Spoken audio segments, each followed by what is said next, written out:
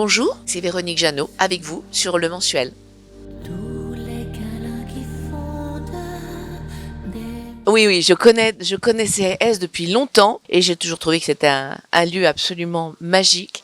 Donc moi je suis ravie en fait d'être marraine des théâtrales et puis c'est un nouveau festival et je crois que David en plus que j'aime beaucoup est quelqu'un de goût, de talent et je suis sûre qu'il va faire quelque chose de formidable. Il a l'envie, il a la passion et en plus c'est un enfant d'Aise. Donc le faire ici, c'est pas comme s'il le faisait n'importe où ailleurs. Je crois que ça lui tient encore plus à cœur. L'ingénieur, tu sais celui dont je t'ai parlé, on lui propose un contrat de 4 ans à Sydney. Bah bon vent, hein. M'a proposé de l'accompagner. Et j'ai répondu oui. Sans même me dire au revoir. Bon alors ce matin j'ai des brûlures d'estomac, j'ai une enclume dans la tête, j'ai des frissons, des spasmes, une insuffisance rénale. Tu fais tout pour que je parte pas, hein. Salut.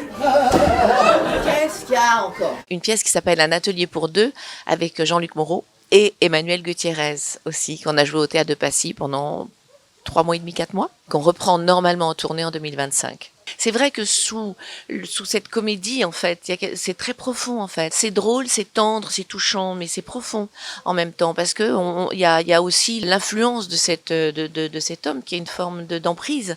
Donc ça traite aussi de l'emprise, de la place que tient l'amour. Qu'est-ce que l'amour? Comment on construit un amour? Quel est le plus solide? Celui qu'on construit sur une passade ou celui qu'on construit petit à petit, justement avec des habitudes, mais aussi un partage de l'art en l'occurrence. Dans notre métier, c'est le partage qui est très très important avec les comédiens, mais encore une fois, avec le public. Et moi, ce que j'aime plus que tout et plus que jamais, c'est ça. C'est vraiment maintenant jouer avec le public. Il n'y a plus l'écran qui sépare le public des acteurs. On est avec eux, quoi. Et c'est jouissif, mais ça fait peur en même temps. Ça fait peur, surtout au début, parce qu'on ne sait pas comment... Les premières, on ne sait jamais comment le public va réagir.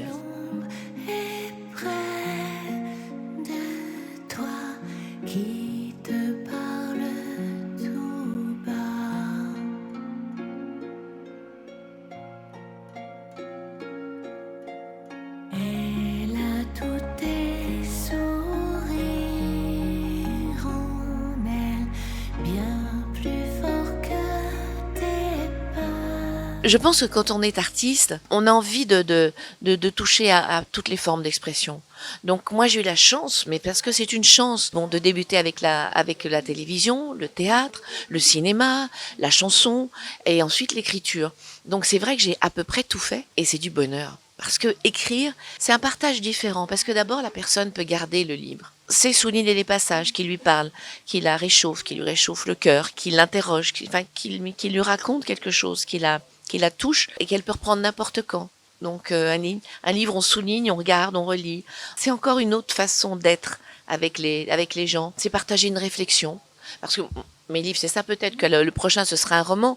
Mais jusque-là, c'est surtout parler de ce qui, moi, en fait, m'a aidé dans la vie. Voilà, donc en fait, en toute humilité, hein, je parle présent, mais je fais part ce qui a été ma réflexion au long de toutes ces années, aussi bien sur mon métier que sur les médecines, parce que mon dada, c'est un peu les médecines intégratives, alternatives, médecines douces, et la façon dont on prend notre corps en charge, la façon dont on aborde la vie avec une autre spiritualité, on va dire. En fait, non pas une spiritualité, c'est une autre façon, qui est le voir de la façon plus spirituelle. Et je crois qu'aujourd'hui, on en a tellement besoin que c'est ce qui m'a vraiment poussé à écrire le dernier livre. Le présent est mon refuge, c'est ça, quoi. Vivre vraiment au présent, arrêter d'être dans le passé, c'est fini, et le futur, on ne sait pas de quoi il est fait. Donc l'instant présent est précieux, et c'est là qu'il faut essayer de trouver sa résonance profonde.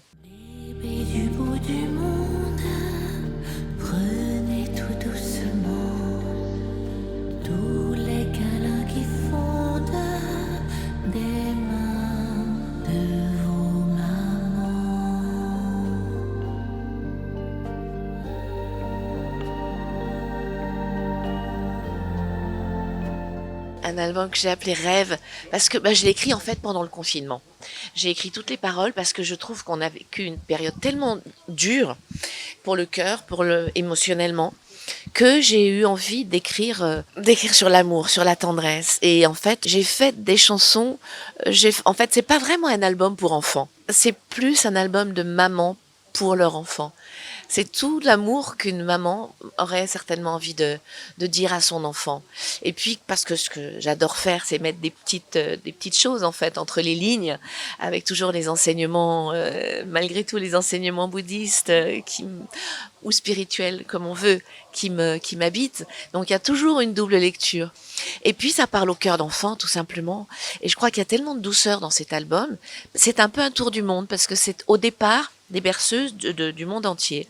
Et il y a 9 pays différents. On a gardé une phrase de chaque pays. Et il y a un instrument typique de chaque pays qui fait qu'on fait un petit tour du monde musical. Toutes ces chansons ont été en fait réécrites musicalement, et évidemment réécrites avec les mots, puisque j'ai absolument réécrit, et ça n'a rien à voir avec ce qui est écrit au départ. Mais rien à voir. Je suis partie où la musique, en fait, m'entraînait. Et j'ai travaillé avec un merveilleux musicien qui a complètement réadapté les musiques. Et j'adore cet album. Plein d'amis qui l'ont écouté m'ont dit, mais arrête de dire que c'est un album pour enfants. Nous, ça nous calme. Et c'est vrai qu'on a fait l'expérience. En fait, ça descend le rythme cardiaque. C'est fou. C'est fou. Les orages redessinés pour les nuages, glisser doucement entre les pages, les plus beaux messages.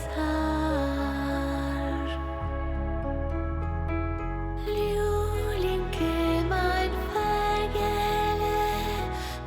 Mon ancrage, c'est vraiment la terre. C'est vrai que dans les villes, je m'ennuie très vite. J'ai l'impression que c'est pas là qu'on trouve le sens de la vie. Et puis dans la nature, je trouve beaucoup de leçons, en fait. J'apprends beaucoup de choses dans la nature que je décline, en fait, dans la vie sociétale, on va dire. Et il y a tout dans la nature. Il suffit juste de savoir la lire et de chercher à l'interpréter autrement, et il y a toutes les vérités, dans la plus grande simplicité et la plus grande évidence, pour moi. La nature, c'est ma Bible. Et les animaux, je trouve que bien souvent, ce sont eux, nos maîtres.